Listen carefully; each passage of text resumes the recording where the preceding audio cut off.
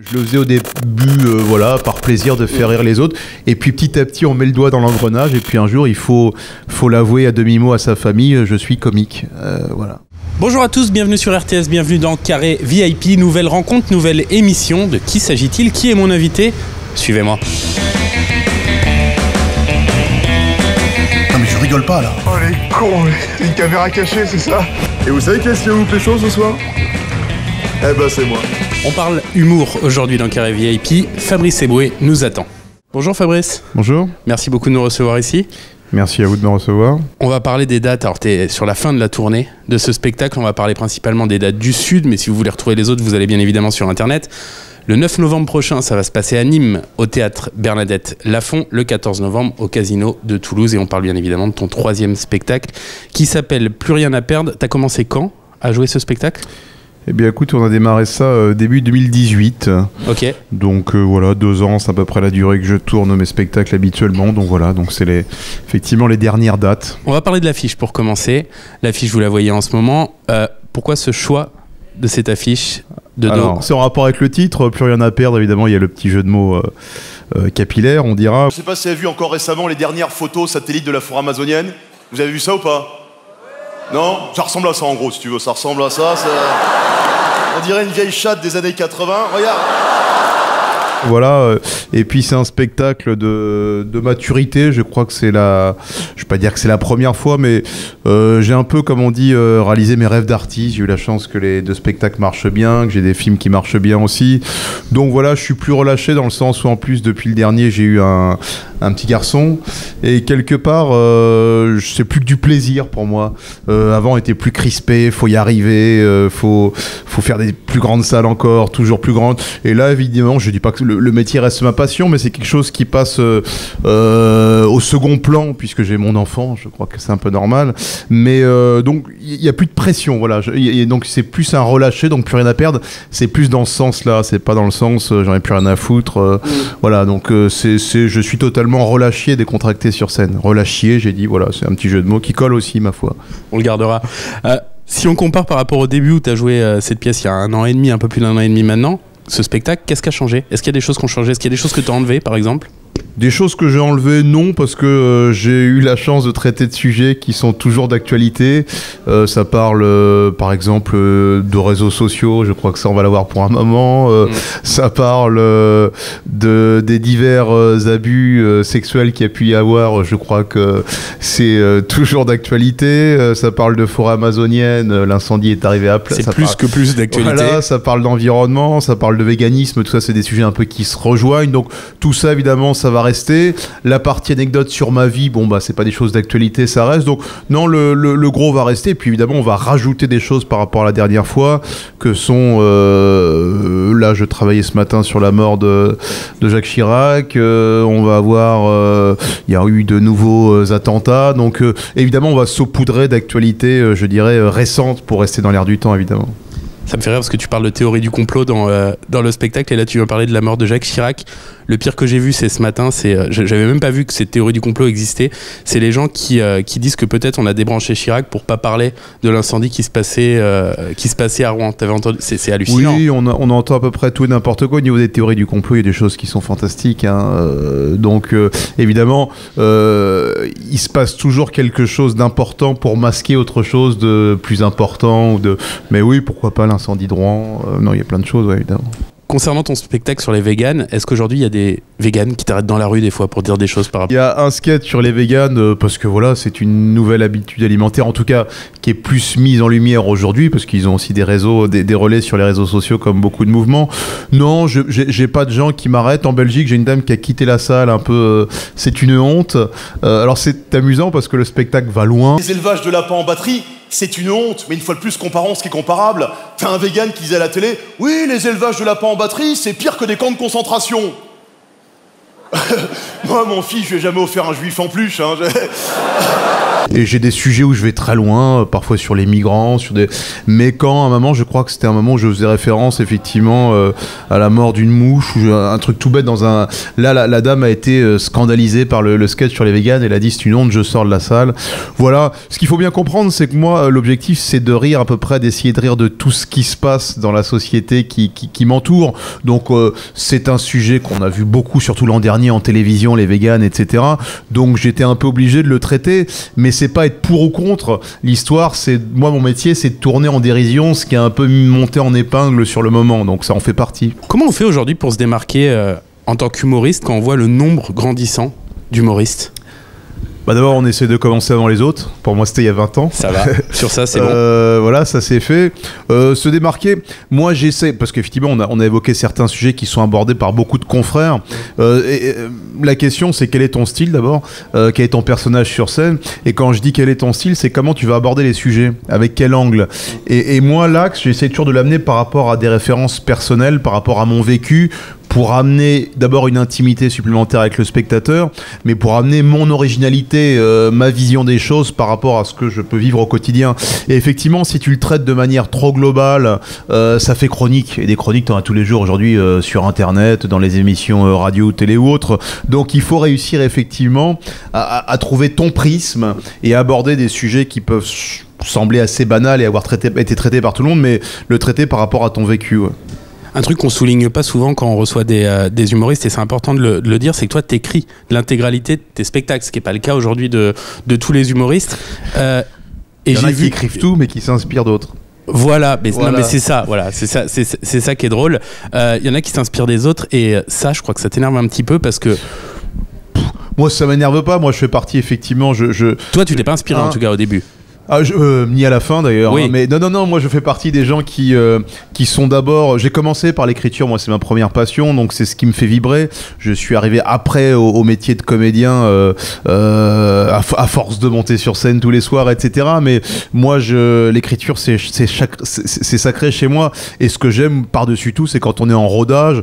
Là, je vais y retourner pour tester de nouvelles vannes, par exemple. Bah, c'est me dire j'ai écrit ce texte, est-ce que ça fonctionne ? Le plaisir, il est là. Alors évidemment que ça fait du bien à l'ego d'avoir une salle qui rit, toute une salle qui rit, etc.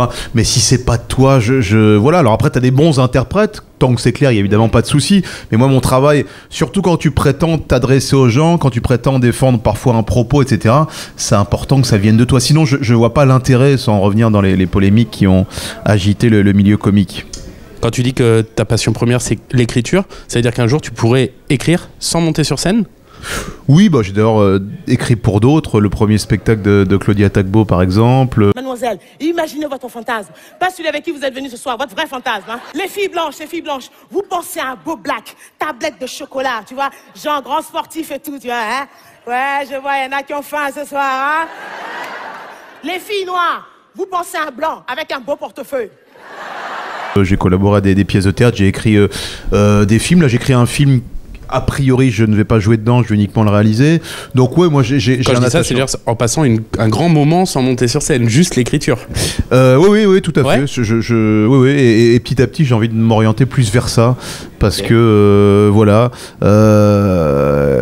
c'est aussi très plaisant de diriger, d'écrire, etc.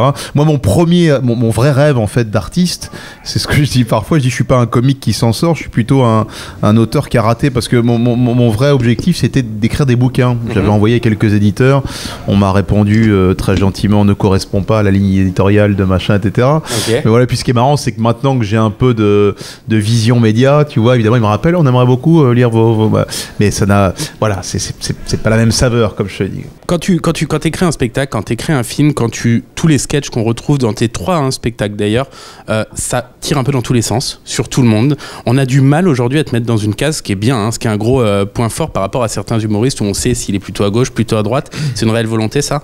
De se protéger un petit peu ? Non, c'est ce que je suis, tout simplement. Okay. Et puis je déteste cette nouvelle pensée un peu manichéenne où il faut penser t'appartiens à telle communauté ou à tel groupuscule. Alors il faut penser tout comme le groupuscule, tout comme la communauté. Moi, j'essaie d'être quelqu'un de libre, donc je ne pense pas forcément. Regarde ce qui se passe chaque fois maintenant sur le net, c'est des des oppositions communautaires où il n'y a plus de réflexion. S'il y en a qui pensent comme ça, blanc, et puis les autres pensent noir, il n'y a plus de place pour le débat. C'est uniquement t'appartiens à quel groupe. Bah moi, je suis métisse, ma mère est blanche, mon père est noir. J'ai fait aussi bien le Jamel Comedy Club. Et voilà, si tu peux me jouer une petite musique romantique d'Edo, s'il te plaît. Si t'as un truc un peu moins chevelu, quoi, un truc plus... Que les grosses têtes. Une grosse tête qui ne pensait pas un jour devenir grosse tête, mais sa coupe de cheveux l'a souvent aidé à prendre du volume, Fabrice Eboué. Et je suis capable d'aller sur tous les terrains, ça ne me dérange pas, au contraire. Donc je ne vais pas en plus me classer, c'est une réalité aussi. J'aime défendre certaines idées qui vont être plus d'un côté ou de l'autre. Je veux absolument pas effectivement rentrer dans une case, et cette liberté, c'est celle que j'exprime sur scène et que j'essaye de transmettre aux spectateurs. Et d'ailleurs, mes spectateurs me ressemblent, parce que ça va de 7 à 77 ans, c'est pas communautariste du tout, bien au contraire, ça me ressemble. Tu disais, maman, donc elle est normande. Maman est normande. Ouais. Papa, il est camerounais. Aujourd'hui, dans ta personnalité à toi, est-ce qu'il y a un petit côté camerounais, un petit côté normand qui ressort ? De fait, il ne s'agit pas d'aller renier un côté ou l'autre, même si je connais mieux la Normandie, je connais un peu le Cameroun pour y avoir été aussi évidemment, mais voilà, c'est un peu plus proche la Normandie, et puis, non, je crois que la double culture c'est quelque chose de fantastique. Voilà, par contre je m'intéresse beaucoup aux deux cultures, et c'est quelque chose que... Non, c'est quelque chose qui vous donne des armes énormes pour la vie, je crois que c'est important. C'est important, et il y a plein de débats là-dessus. Le creuset républicain, il est très important, mais continue à cultiver ce qu'on t'a transmis, ça l'est aussi. Il faut absolument trouver cet équilibre, parce que ça te nourrit, notamment quand tu écris. Vous l'avez vu de par mes films, de par mes spectacles, il y a plein de choses qui me nourrissent dans mes origines, que ce soit de l'un côté ou de l'autre, et la rencontre des deux aussi. On va revenir un petit peu sur ton histoire, même si tu l'as raconté souvent. Qu'est-ce qui t'a donné envie, toi, de monter sur scène la toute première fois ?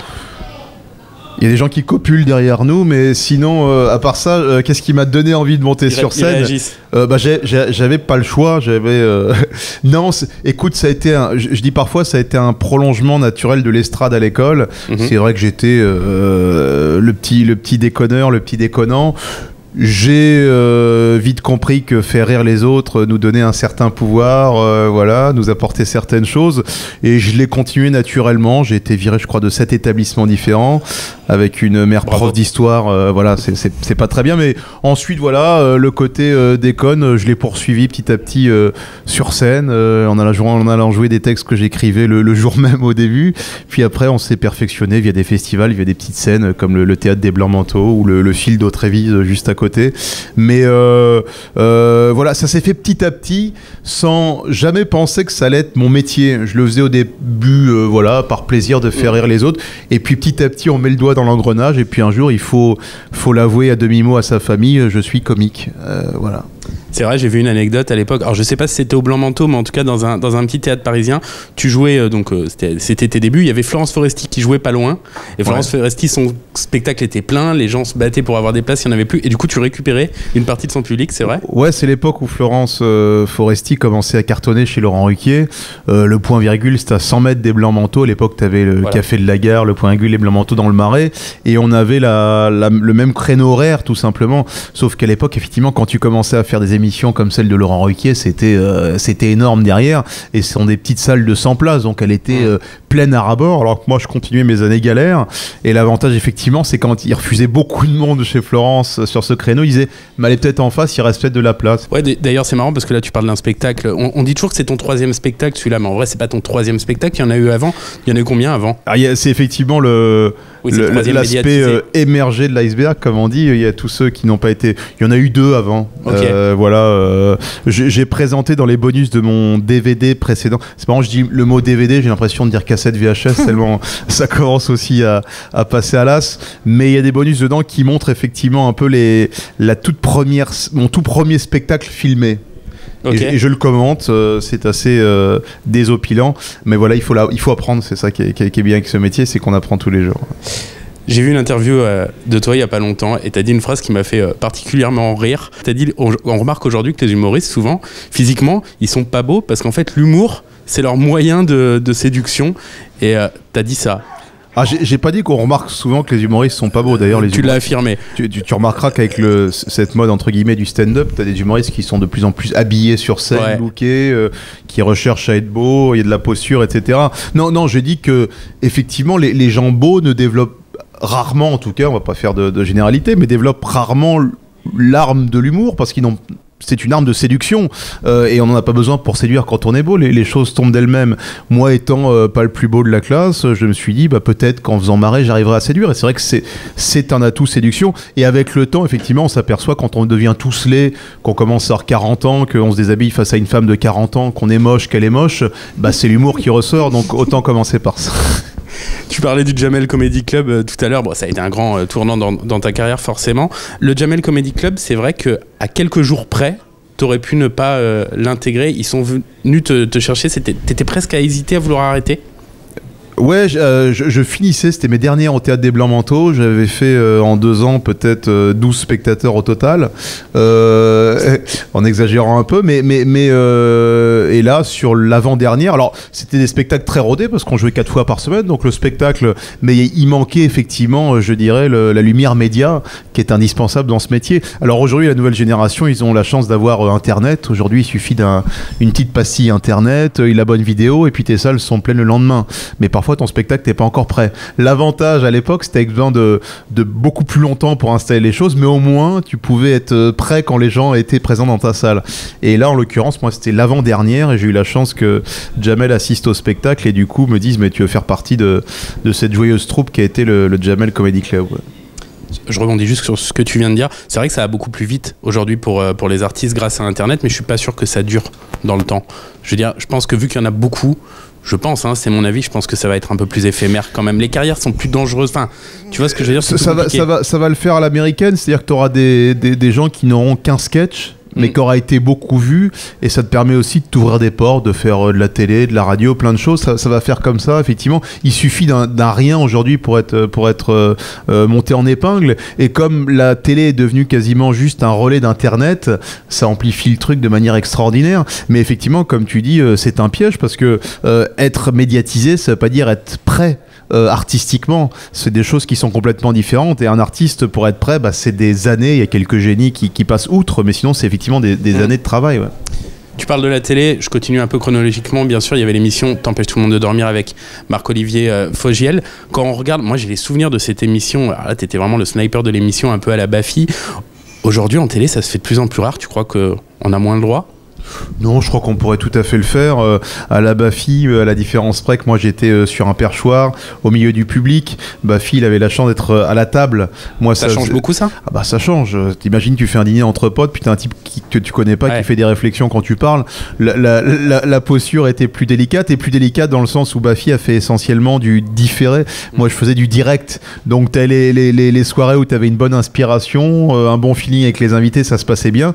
Puis t'as celles où, comme dans toute profession, tu étais un peu fatigué, et puis ça pouvait être plus dangereux. Mais par contre, ça a été une très belle école, une très bonne école pour moi d'un point de vue télévisuel, parce que j'ai tout de suite mis les pieds dans le grand bain d'une émission à grande audience. Alors qu'est-ce que ça aurait donné aujourd'hui quand le lendemain où tu aurais eu tous les commentaires sur les réseaux sociaux, ça aurait été d'autant plus violent. Moi, c'était le tout début, l'émergence, mais de choses comme Facebook, on n'avait pas encore l'instantanéité, ce sera mieux, de Instagram, ou l'instantanéisme, il est pas mal celui-là. Non, c'était pas mal. Mais, non, il est intéressant. Mais voilà. Mais sincèrement, vu que tu étais en direct, tu pouvais faire ce que tu voulais à 100%. Oh, je vais te dire très sincèrement et très honnêtement, à partir du moment où tu me mets moi en direct, je fais ce que je veux. De toute façon, si je fais pas ce que je veux, j'arrête. Ça a toujours été ma façon de procéder dans la vie, même en couple. D'accord. Tu veux m'en parler plus précisément ? Est-ce que tu as peur qu'un jour, je sais pas moi, dans les années à venir, on soit vraiment obligé d'arrêter de rire de tout ? qu'il y ait une règle, une loi, Non, quelque mais chose. c'est pas vrai, parce qu'on parle d'Internet depuis tout à l'heure. De toute façon, ça y est, le fait Internet rend la chose au contraire beaucoup plus simple. Ça diminue le pouvoir, je dirais, des médias traditionnels où les choses pouvaient être un minimum cadrées. Là, c'est terminé. Donc, et puis on a tous les petites vidéos qu'on peut aller voir plus discrètement sur Internet, etc. Donc non, au contraire, ça s'ouvre. Maintenant que certains fassent de plus en plus attention, c'est une chose, mais je crois qu'il faut pas s'auto-censurer parce qu'au contraire, il y aura de plus en plus de place pour la liberté de parole, sauf si on commence à contrôler le net aussi, mais je pense pas que ce soit possible. En fait, là, le sujet que je vais aborder, j'ai pas vraiment de questions, c'est juste un constat. J'ai vu qu'en 2009, il y a une association féministe qui s'appelle les Chiennes de Garde, qui t'avait remis un prix. Un prix symbolique pour une vanne un peu macho, enfin complètement macho, et t'avais eu le deuxième prix, t'étais pas arrivé premier. T'avais été récupérer ce prix, donc il y avait quand même de l'autodérision derrière. Enfin, vis-à-vis d'elle, elle te laissait quand même. Voilà. Est-ce qu'aujourd'hui c'est encore possible, 10 ans après, avec les Balance ton port, avec les tout ça, est-ce que tu crois que les associations féministes en rigolent, peuvent en rigoler? Voilà. Il y a une différence entre une blague considérée comme machiste et puis certains actes qu'on peut voir aujourd'hui. On est d'accord. Alors attention, par contre, voilà. Et évidemment, je pense pas qu'on va remettre un prix à Weinstein et qu'il va aller le chercher et qu'ils vont rigoler. Je parle dans l'humour, je reste sur l'humour, bien évidemment. Non, mais si t'es humoriste, que t'as pas d'autodérision, si tu es humoriste, que t'estimes que tu... on fait un métier, évidemment, où on balance des vannes, il y en a qui sont appréciés. Puis tu sais, c'est ce que je disais tout à l'heure, on vit une époque où les choses se communautarisent tellement...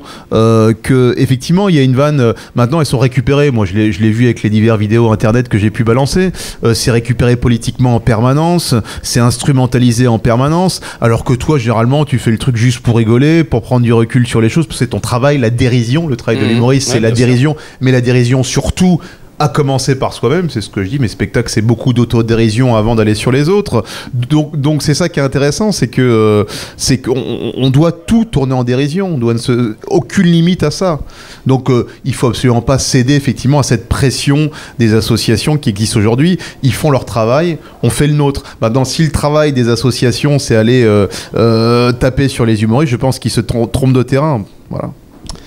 Comment t'expliques, là tu parlais de communautarisme, mais il y a aussi cette notion d'identité, ça revient beaucoup dans tes sketchs, dans tes spectacles, dans tes films, dans les 3 films d'ailleurs. Comment t'expliques que ça marche autant en France et que ça fasse autant rire? Les histoires de communauté, identité? Ouais.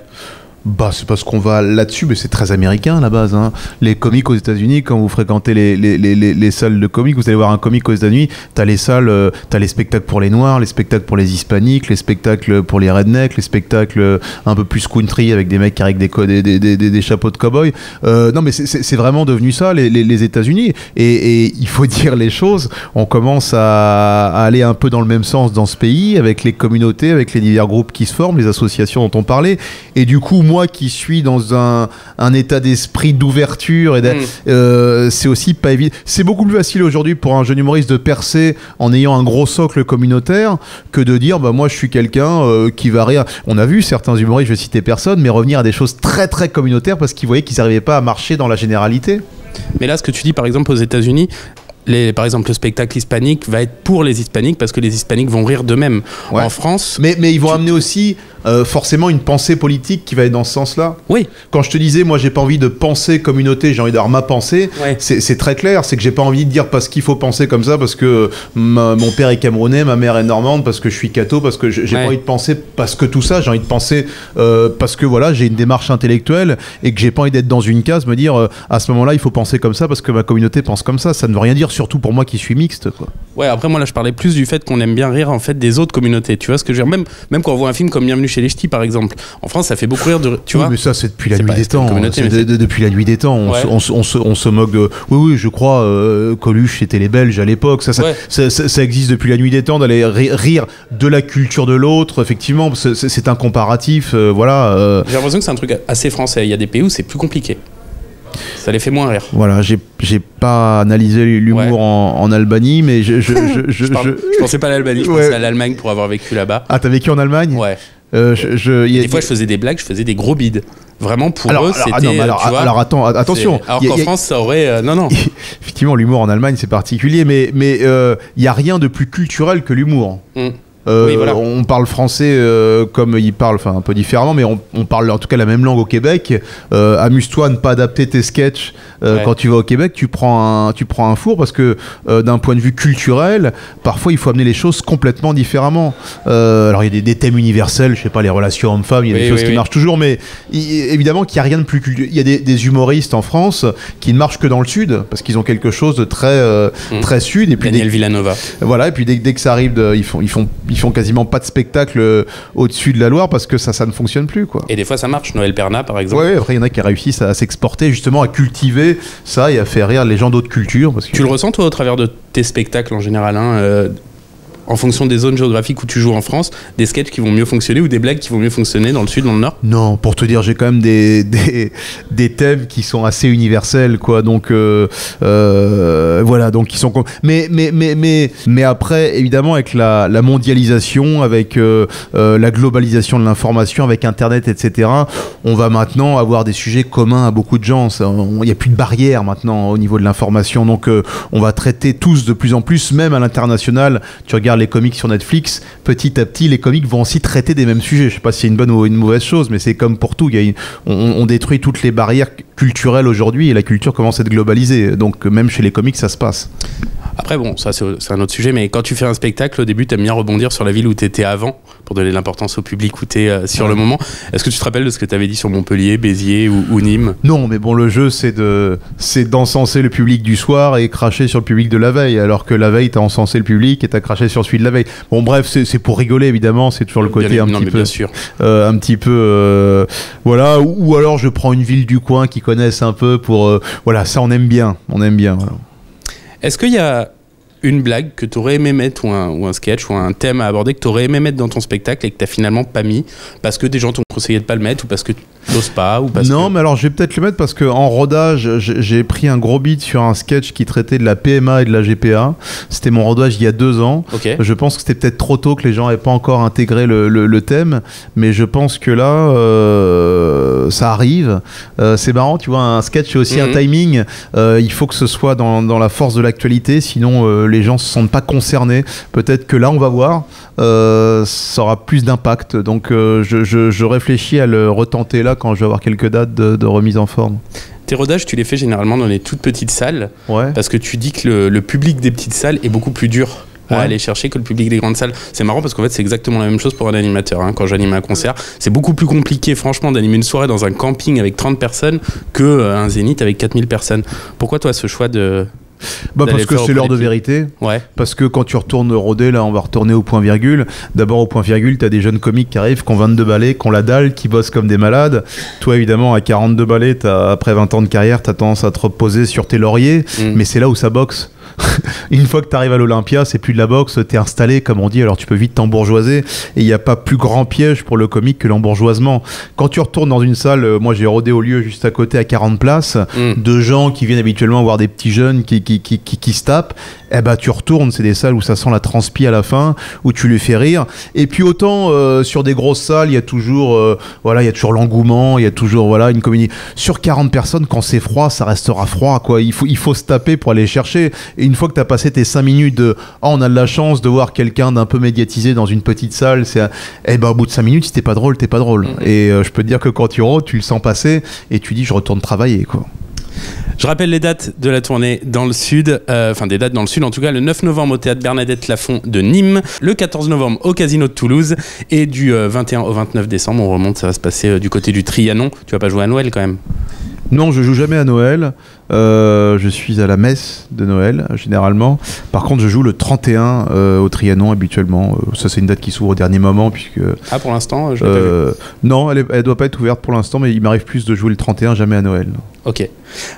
Alors bien sûr, il faut aller voir ton spectacle, ok. Au-delà de ce spectacle, est-ce que tu aurais d'autres spectacles à nous conseiller, d'autres humoristes actuellement que tu as vus et que tu t'es dit, c'est génial?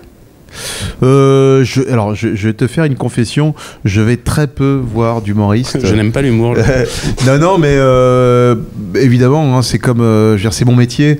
Donc, quand je sors, j'ai envie d'autre chose. J'ai envie de théâtre, j'ai envie parfois de cinéma, de choses comme ça. Donc, j'essaye de changer mon fusil d'épaule, voilà.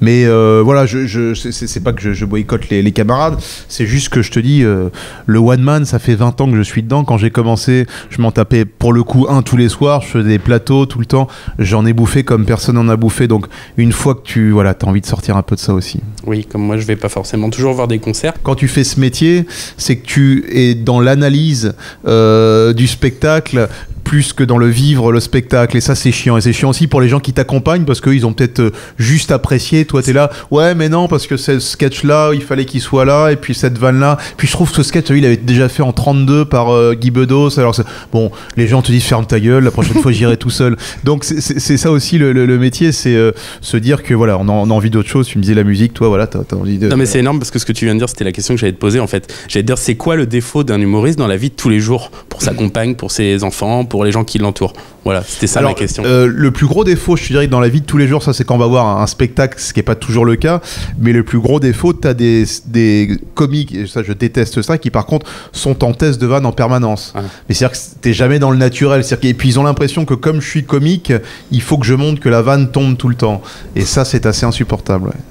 Je vais finir cette interview avec les 3 questions que je pose à tous mes invités. Déjà, j'aurais demandé de te mettre un petit peu à l'extérieur de toi-même. Comment voilà, quelqu'un qui ne connaît pas Fabrice Eboué et qui demanderait à quelqu'un, tiens, Fabrice Eboué, c'est quoi, c'est qui en fait? Je parle de l'artiste. Tu répondrais quoi? Bah écoute, l'artiste, c'est un comique de 42 ans. Tu l'as peut-être déjà vu, mais t'as pas vu le film là, Messi avec les esclaves, là, le truc des esclaves Messi, 2 types qui retournent dans le passé avec le grand noir là, Omar Sy là, le truc là, casse départ, tu vois, ah ouais si, et c'est lequel là? Ah ouais le plus clair des deux, ouais voilà c'est ça, ouais d'accord. Il fait du one man aussi, ouais regarde t'as des sketchs, il avait fait aussi une vidéo sur Macron par rapport ah ouais si ouais j'ai vu 2-3 trucs et je l'ai entendu à la radio je crois avec Ruquier, ouais c'est il fait des blagues un peu ouais j'aime bien ouais enfin ça dépend des fois parce que je l'ai vu aussi dans un film qui s'appelle Denis avec Jean-Paul Rouve, c'était assez pourri comme film, ouais, donc ça dépend, mais sinon ouais j'aime bien moi l'humour qui va un peu loin de temps en temps comme ça, ouais c'est sympa, ouais. Pour revenir sur le casse-départ, c'est vrai qu'Omar Sy était formidable dedans. Ouais. Est-ce que tu pourrais maintenant faire pareil, mais en décrivant l'homme Fabrice Eboué? Bah écoute, c'est quelqu'un qui s'est beaucoup cherché, qui a mis beaucoup de temps à se trouver, qui s'est toujours pas trouvé complètement. C'est très dur de parler de soi à la 3e personne du singulier. On va demander des conseils à Alain Delon ou autre. Mais écoute, non, mais comme je te dis, mais c'est quelqu'un qui aujourd'hui propose un spectacle où je sais pas si je me suis trouvé, mais en tout cas je suis en lâcher prise, comme je dis, parce que je me fais vraiment plaisir. J'étais encore dans quelque chose d'un peu, je me torturais encore un peu l'esprit avant en montant sur scène, je me mettais encore de la pression. Aujourd'hui, comme je le dis, il y a quelque chose de... j'ai envie de me faire plaisir et de le transmettre au public. Voilà, donc dans mon évolution d'artiste, j'ai beaucoup moins de pression et j'ai ce plaisir qui est un plaisir rare et qu'il faut déguster parce que ça dure pas toujours, mais je pense que grâce voilà, à ce que j'ai pu faire maintenant en cinéma ou sur scène, bah, j'ai plus de pression et j'ai une vraie liberté. Et ça, c'est le plus important quand on est un artiste. Dernière question, si tu avais... tout à l'heure, tu parlais des 7 fois où tu as été viré de collège ou de lycée. Si tu avais l'occasion aujourd'hui, avec une invention innovante, de remonter le temps et d'aller t'adresser à Fabrice Eboué au moment où il se fait renvoyer de son 7e établissement scolaire. Maintenant que tu sais tout ce qui t'est arrivé à 42 ans et tout, qu'est-ce que tu lui dirais ? Bah, je lui dirais, écoute, t'as toujours voulu faire ce que t'aimais faire, t'as jamais voulu te plier à l'ordre ni aux règles, ça t'a permis aussi de faire de belles choses dont tes parents sont très fiers parce qu'à l'époque c'était un peu plus compliqué pour eux parce que j'étais vraiment le canard boiteux de la famille, donc c'est bien, aujourd'hui tu peux être fier de toi, t'as bien fait de maintenir ce cap là parce qu'il y avait quand même quelque chose au bout, c'était pas juste la volonté de faire n'importe quoi, il y avait peut-être finalement justement, à travers cette anarchie, un esprit de construction quand même, donc c'était pas si vain que ça. Merci Fabrice. Merci. T'as compris? T'as compris? C'est pas la taille qui compte.